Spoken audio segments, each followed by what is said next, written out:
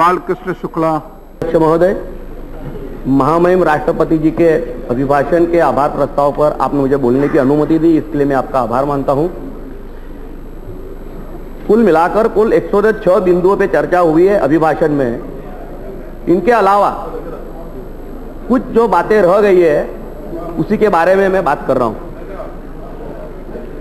अब देखिए, जब कार्लोस साहब दुनिया के सबसे धनी आदमी बने और उनमें हमारे देश के सबसे धनी आदमी मुकेश अंबानी जी, जिनका 19वां नंबर आया, हमारे देश के लिए भी बहुत गौरव की बात है और हमें तो गुजराती होने के कारण बहुत ही गौरव की बात है।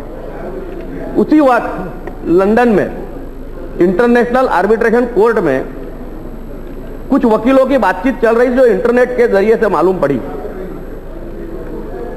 कोई एक वकील थे, वो बता रहे थे कि भैया ये कार्लोस साहब जो है वो मीडिया के होने के बावजूद भी इतने सबसे धनी हो गए। हम तो ऐसे कंपनी से आ रहे हैं कि जिनके पास कुछ भी ना होने के साथ भी हर चीज है। बोले भैया आप कौन है? तो बोले हम देवास कंपनी के वकील हैं। देवास कंपनी 2005 में जब एंट्रिक्स के साथ, यानी इसरो की जो व्यवसायिक संस्था है हमारी एंट्रिक्स, उसके साथ जब बोले देवास ने 2005 में समझौता किया, तब सिर्फ 2 शेयर होल्डर्स थे। 1 लाख की चुकता पूंजी के बावजूद 5 साल के भीतर 74% हमारा इक्विटी हमने बेच दिया है। हमारे पास न तो उपग्रह है, न मोबाइल सिस्टम है, कुछ नहीं है। फिर भी इसरो ने हमें एस बैंड, ये सबसे महत्वपूर्ण बैंड हमको यूज करने के लिए दिया। अब जबकि इसी सदन में चर्चा हुई तो बोले केंद्र सरकार ने समझौता रद्द कर दिया तो हम इसको इंटरनेशनल कोर्ट में ले गए।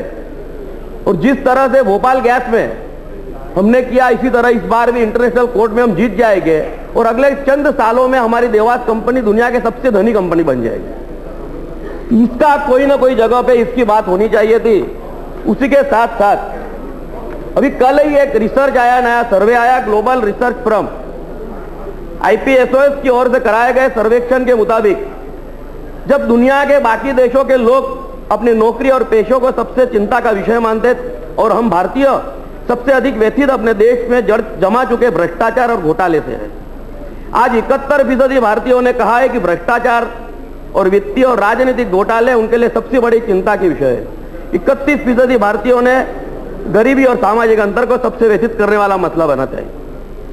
28% बेरोजगारी में मानते हैं और 15% ऊंची कर दरों और 14% भारतीय स्वास्थ्य और शिक्षा संबंधी मसलों से व्यथित है। सर्वे के अनुसार भ्रष्टाचार की अत्यधिक बढ़ोतरी से आम जनता त्रस्त है। यह ग्लोबल सर्वे ने कहा है। अन्ना हजारे जी के आंदोलन से लोगों ने भ्रष्ट तंत्र से जूझने का हौसला कर दिया है, लिहाजा लोग भ्रष्टाचार के घुटने टेकने के बजाय उससे छुटकारा चाहते हैं। इसके साथ साथ देखा जाए तो जब हमारे हेल्थ मिनिस्टर ने यह बताया कि देश में से पोलियो जा चुका है और वर्ल्ड हेल्थ ऑर्गेनाइजेशन ने भारत देश को पोलियो के वायरस से त्रस्त देशों में से निकाल दिया है, यह हमारे लिए काफी गौरव की बात है। इसके लिए मैं सभी को धन्यवाद देता हूं। पर उसके साथ साथ उपाध्यक्ष महोदय, एक दूसरी चिंता की बात जो है जिसका जिक्र आज तक कहीं हुआ नहीं है, वो है कि जिसको भी पोलियो होता है, जैसे हम सभी जानते हैं कि देश में करीब 80 लाख लोग ऐसे कि जिनको कभी ना कभी पोलियो हुआ है। ये 80 लाख लोग ऐसे हैं कि जो पोलियो के वायरस उनके शरीर के भीतर है।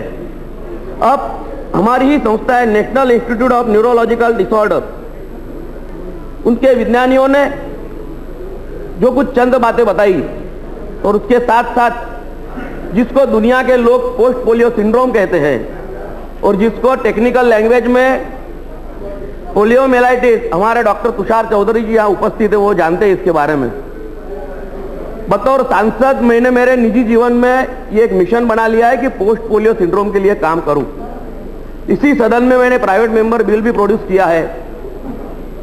आपके माध्यम से मैं केंद्र सरकार को एक दरखास्त करता हूं कि ये जो पोस्ट पोलियो सिंड्रोम है, ये कोई मेडिकल टर्मिनोलॉजी नहीं है, जो भी आदमी जिसको पोलियो हुआ है या उसके वायरस उसके शरीर के भीतर है, उसको आज नहीं कल 10 साल 20 साल 30 साल के बाद ये होता है और इसमें हमारे नर्वस सिस्टम पे इफेक्ट होता है।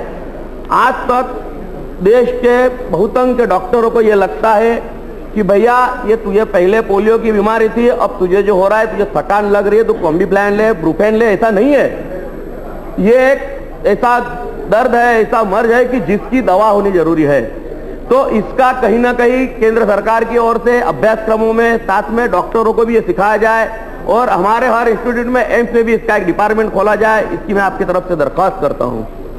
साथ में अभी हमारे हेल्थ मिनिस्टर जी ने बताया कि पूरी दुनिया में कुष्ठ रोग यानी लेप्रेसी के नए केस इस साल में 2,28,477 पाए गए और उनमें से सिर्फ अकेले भारत में 1,26,800 यानी कि 55.5% केस हमारे 14 स्टेट और यूनियन टेरिटरी में पाए गए हैं। सालों पहले महाराष्ट्र में बाबा आमटे जी ने इसके लिए काम किया था, आनंद वन बनाया था और सभी कुष्ठ रोगियों को उन्होंने एक संवेदनाक्षम वातावरण दिया था।